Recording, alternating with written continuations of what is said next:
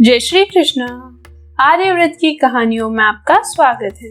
आज मैं आपको सुनाने जा रही हूँ माता वैष्णवी देवी और भैरवनाथ की कथा। तो चलिए शुरू करते हैं। हिंदू महाकाव्य के अनुसार माँ वैष्णवी देवी ने भारत के दक्षिण में रत्नाकर सागर के घर जन्म लिया। उनके लौकिक माता पिता लंबे समय तक निसंतान थे। देवी बालिका के जन्म से एक रात पहले रत्नाकर ने वचन लिया कि बालिका जो भी चाहे वे उसकी इच्छा के रास्ते में कभी नहीं आएंगे। माँ वैष्णवी देवी को बचपन में त्रिकुटा नाम से बुलाया जाता था। बाद में भगवान विष्णु के वंश से जन्म लेने के कारण वे वैष्णवी कहलाई। अब त्रिकुटा 9 साल की थी तब उन्होंने अपने पिता से समुद्र के किनारे पर तपस्या करने की अनुमति चाही। त्रिकुटा ने राम के रूप में भगवान विष्णु से प्रार्थना की। सीता की खोज करते समय श्री राम अपनी सेना के साथ समुद्र के किनारे पहुँचे। उनकी दृष्टि गहरे ध्यान में लीन इस दिव्य बालिका पर पड़ी। त्रिकुटा ने श्री राम से कहा कि उसने उन्हें पति के रूप में स्वीकार किया है। श्री राम ने उसे बताया कि उन्होंने इस अवतार में केवल सीता के प्रति निष्ठावान रहने का वचन लिया है, इसलिए भगवान ने उसे आश्वासन दिया कि कलयुग में वे कलिक के रूप में प्रकट होंगे और उससे विवाह करेंगे। इस बीच श्री राम ने त्रिकुटा से उत्तर भारत में स्थित माणिक पहाड़ियों की त्रिकुटा श्रृंखला में अवस्थित गुफा में ध्यान में लीन रहने के लिए कहा। रावण के विरुद्ध राम की विजय के लिए मां ने नवरात्रा मनाने का निर्णय किया। इसलिए उक्त संदर्भ में लोग नवरात्रा के 9 दिन की अवधि में रामायण का पाठ करते हैं। श्री राम ने वचन दिया था कि समस्त संसार द्वारा माँ वैष्णवी देवी की स्तुति गाई जाएगी। त्रिकुटा वैष्णवी देवी के रूप में प्रसिद्ध होगी और सदा के लिए अमर हो जाएगी। समय के साथ साथ देवी माँ के बारे में कई कहानियां उभरी। ऐसी ही एक कहानी है श्रीधर की। श्रीधर माँ वैष्णवी देवी का प्रबल भक्त थे। वे वर्तमान कटरा कस्बे में 2 किमी की दूर पर स्थित हंसली गांव में रहता था। एक बार माँ ने मोहक युवा लड़की के रूप में उसको दर्शन दिया।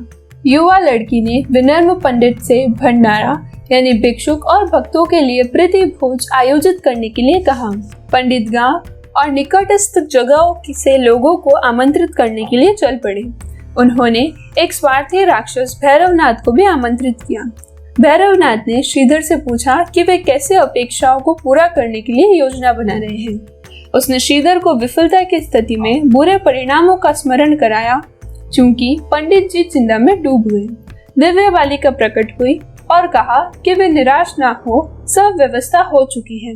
उन्होंने कहा कि 360 से अधिक श्रद्धालुओं को छोटी सी कुटिया में बैठा सकते हो। उनके कहे अनुसार ही भंडारा में अतिरिक्त भोजन और बैठने की व्यवस्था के साथ निर्विघ्न आयोजन संपन्न हुआ।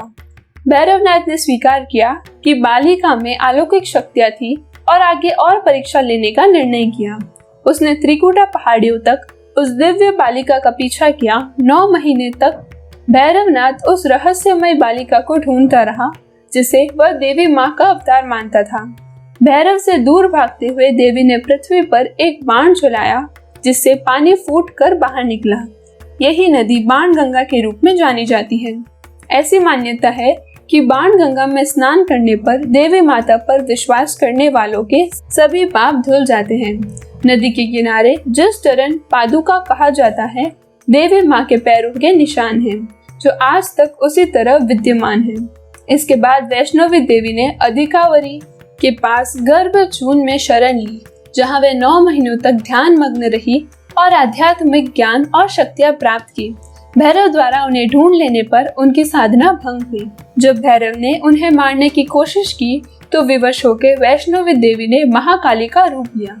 दरबार में पवित्र गुफा के द्वार पर देवी माँ प्रकट हुई। देवी ने ऐसी शक्तियों के साथ भैरव का सिर धड़ से अलग कर दिया कि उसकी खोपड़ी पवित्र गुफा से 2.5 किमी की दूरी पर भैरव घाटी नामक स्थान पर जा गिरी। भैरव ने मरते समय क्षमा याचना की। देवी जानती थी कि उन पर हमला करने के पीछे भैरव की प्रमुख मंशा मोक्ष प्राप्त करने की थी। उन्होंने न केवल भैरव को पुनर्जन्म के चक्र से मुक्ति प्रदान की, बल्कि उसे वरदान भी दिया कि भक्त द्वारा यह सुनिश्चित करने के लिए कि तीर्थ यात्रा संपन्न हो चुकी है, यह अवश्य होगा कि वह देवी माँ के दर्शन के बाद पवित्र गुफा के पास भैरवनाथ के मंदिर दर्शन करे।